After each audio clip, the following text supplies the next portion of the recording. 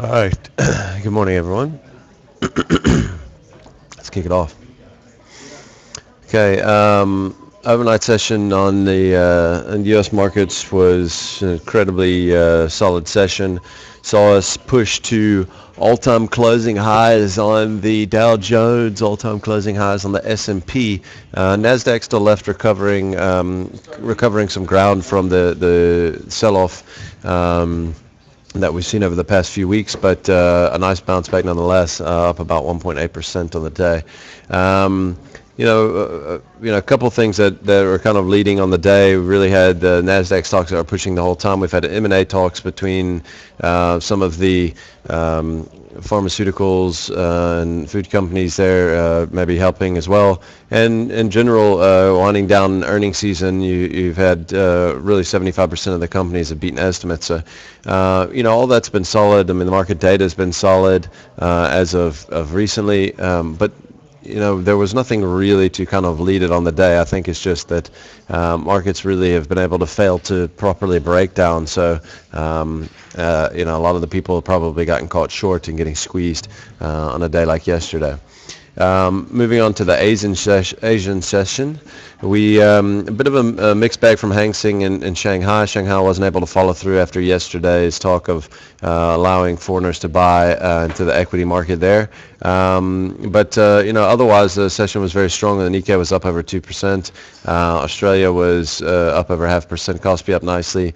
We had Nissan that beat full-year earnings estimates. We also had some M&A talk on one of the Australian copper producers. And but the numbers that continue to come out of China, I mean, we kind of get a one-day blip yesterday. For some reason, even the miners rallied yesterday off of some of the Chinese talk. But then you have Chinese new credit that fell again last month. Some of the data also that came out today a little bit softer. The bad data continues to roll on there in China. This chart here is kind of showing the one of the major talking points, I think, over the last week or so, essentially showing that the average stock, the indexes aren't down anywhere close to that, obviously, because some of the bigger names in the Nasdaq, the bigger components of the Nasdaq and the Russell, obviously have held up much better. Things like Apple and the likes, but the average stock on the index is actually down in bear market territory, the average stock. And those are down over 20% on the year. It's pretty incredible considering we just hit all-time highs on the S&P and the Dow Jones yesterday. So a very, very large discrepancy between what's going on, and some of the other markets, the S&Ps and the Dow, relative to what's going on in the Nasdaq and in the Russell. I can never remember really seeing this kind of discrepancy between markets ever in my life. So this is in my time trading. This is definitely something that is to take note of. We've been talking for the last couple of weeks about how the correlations in global equity markets, not global equity markets, global financial markets, have just totally broken down, and this is a perfect example of that. All right. Moving on here. This morning, in terms out of corporate action, we had Life Healthcare, which is out with headline earnings per share 83 cents. Expectation was for 84. Maybe a tiny miss there. A little bit of a miss on the revenue as well. Came in at 6.21 billion. Expectation was for 638. And then, as I said, that the outlook for 2014 is expected to show an improvement of greater than 20%, largely due to the disinvestment of its 49.3% holding in JMH. And then later, also, we've got a quarter one update out of Nedbank, so keep an eye out for that one today. Is it out? Sorry. Okay, sorry, that's out now. We'll have to tweet something out about that in a little bit. All right. Retail sales numbers and industrial production numbers out of China this morning, as we said a little while ago, weaker than expectations again. I mean, the expectations are actually falling, and they're still continuing to miss expectations. The president out yesterday or over the weekend saying that to get used to it, basically, that they're not going to do any stimulus. These numbers continuing to roll out weak out of China Like we talked about before, we're going to continue to follow the story. Seems to have very little effect now on what's going on in markets, so maybe it's kind of going away as something really important that's happening in the market, but we'll continue to look at it going forward. We've got CPI out of Italy today. We've got the ZEW surveys out of Germany, and then later in the States we've got retail sales month to month. All right, let's get into the maps. All right, we're going to start out here looking at some of the indexes. We'll actually start with the S&P 500. Sorry. Here we go. S&P 500, as you can see there, quite clearly, we broke out and closed at an all-time high above this 1890 level, which is really where the previous closing high was. And really it looks like 1900 is probably an utter certainty today to at least get above on an intraday basis. And you can see here, I mean, we've got a long period. I mean, we did have this one little blip here where it looked like we were going to break down, but other than that, we've been in consolidation mode here between 1850 and 1890 for 3 months.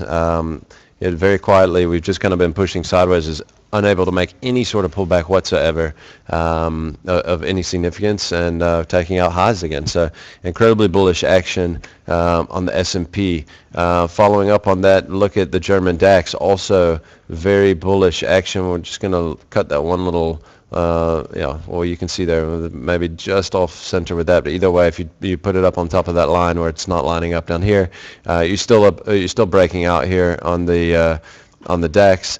You can see we've just really been in this long uptrend now for a considerable amount of time, and same thing, consolidating, going all the way back to the beginning of the year. We pushed highs in January.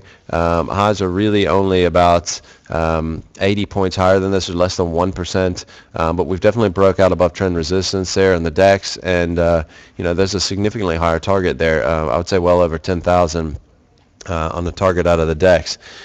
All right, sticking with the index theme, we're going to look at the 2-year. We've got to go back even further on the FTSE to really see a breakout or a breakdown from or the length of the time of the consolidation that we've had. That just goes to show you how long that this index has really been pushing up to highs, which were made all the way back in May of last year. So we're going back a whole year now, and all of a sudden we're retesting highs. Highs, if I'm not mistaken, are at, let's just give actual highs, 68.58. No, 68.39. I don't think that's right. Call it 68.77.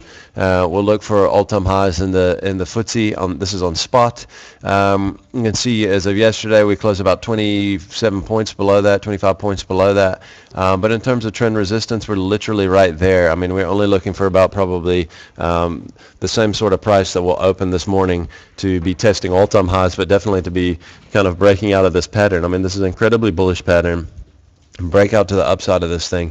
I mean, the target's huge. So I mean, it's been a really tough last couple months, I think, to judge because of the sell-off that we've seen in the NASDAQ listed stocks. Some of the volatility that we saw pick up there. We had over 3% days 2 or 3 times.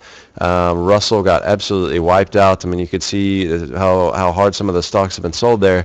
Yet we've got the S&P, we've got the Dow, we've got the German DAX, we've got the FTSE. All of these things are pushing at or near all-time highs. So there's really a big big disconnect between those listed markets and maybe what some of the more bubble stocks have been, the NASDAQ and the tech stocks and the pharmaceuticals. So this is going to be really, really important to follow on over the next few sessions. If this discrepancy continues, there's no reason why these indexes can't really just continue to push higher, and our index as well. I mean, our index looks very much the same, breaking out to highs. All right, let's get into some of the single stocks here. First thing I want to look at is Sasol. Sasol, you can see here, really setting up, kind of struggling to get above the 600 level. You can see there we've never made a close above the 600 level. And it really is kind of, yesterday's action was really soft out of Sasol. Didn't trade incredibly well in the States either. And this, I'm not saying that this is what's going to happen. We're either going to get a break through 600 and it's going to be a continuation pattern for the tune of probably 30 Rand, which will take us up to about 630 bucks. Or we could end up dropping about this, call it 590 level. To 587, somewhere in there, and we could end up looking very double topish. So one way or another, we're going to have a nice move here out of that range in Sasol, probably in the next day or two. So watch that one closely. We get above 600. There's definitely probably about 5% of upside there on the target. If we drop below, call it 590, 587, somewhere in that range, then I think we can probably correct. Maybe we could even correct all the way down to at least 560. Potentially even lower. All right. Looking at Woolies, I know we looked at this one yesterday. I'm going to look at a couple of them that we did look at yesterday. Woolies really broke out yesterday afternoon, and really just was so solid on the session. Never really looked back as it crossed above the threshold, and that's a really clearly defined breakout. Same sort of thing, much higher target. Either way you look at it, even if you're not looking at on trend in terms of trend resistance, you can also, sorry, I'm trying to get rid of that line. You can also look at it on purely just a breakout on a continuation pattern, which is also there. That's kind of drawing it from highs, but if you're drawing it from close, it's very clearly defined on the breakout, and it'll show us a significantly higher target as well, probably all the way up to close to 80 Rand. So watch this one closely. I think the target either way will probably come up and test the all-time highs. If we can just hold above this level in today's session, we probably got a lot of room to the upside in Woolies. And the last one I'm going to show, actually can go back to this chart, and I showed it yesterday, and this is Anglos in London. I mean, this is just an incredibly significant level here. You can see how important this level is, going all the way back across to literally almost for a full year. You're going all the way back to September of last year before we've seen a breakout of this number. I mean, that's very, very clearly defined breakout in Anglos, and it has a significantly higher target on this breakout. So just keep that in mind. Yesterday that obviously maybe ran a little bit harder than you would have expected, or some of these mining stocks did. But this is a huge breakout. This is a big statement. And if you look at it in the local chart, we're breaking out as well. I think you'd obviously like to see it get above what the highs were up here, which is basically where we closed at. I'm sure we're going to open up above that this morning.